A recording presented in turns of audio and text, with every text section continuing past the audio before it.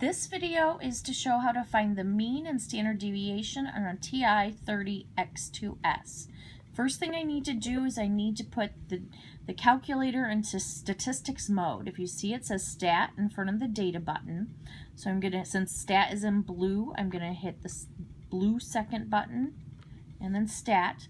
We are only working with one variable statistics, so I'm gonna press enter to let the calculator know we're just working with one variable statistics. Now, in order to put my data set in, I'm going to hit data, and you'll see X1 pop up. What the 1 stands for is that this is the first number in my data set. So let's put 14, okay? And don't hit the enter button, hit the down button.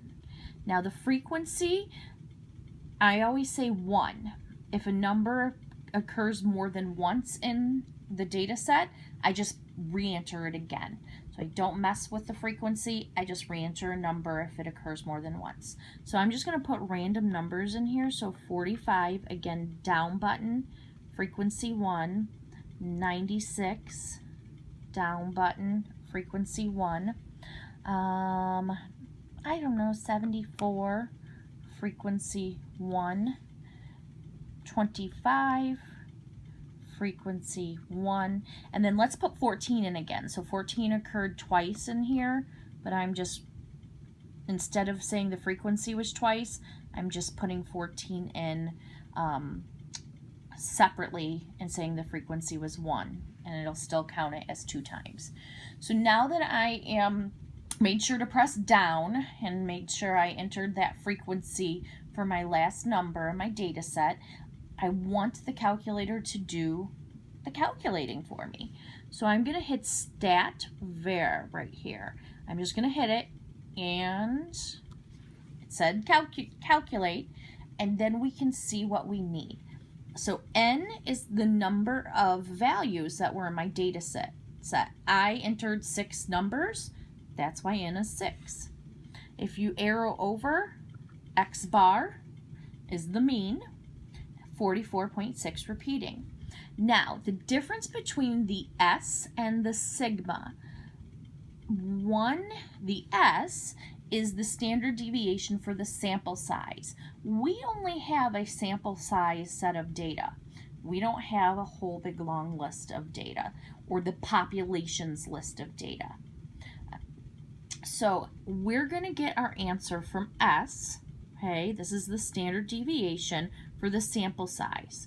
If you can see, if I arrowed over to sigma, this is 30.99, but I go back to S, and this is 33.95. So they are different numbers, even though they're both standard deviations.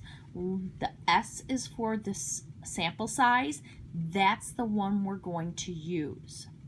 Now, when we write this number on our paper, however, we're still going to use the sigma symbol to represent that it's our standard deviation. All right, so now we've entered our first list. If I need to go enter a second list, I can hit clear. But what happens is that data set that I just entered in is still stored into this calculator. In order to re-enter a new data set and clear out the data set I just entered, I hit second, and where it says exit stat, I hit there, yes, I'm sure, and now when I go back into stat, one variable statistics and data, you can see that it's clear.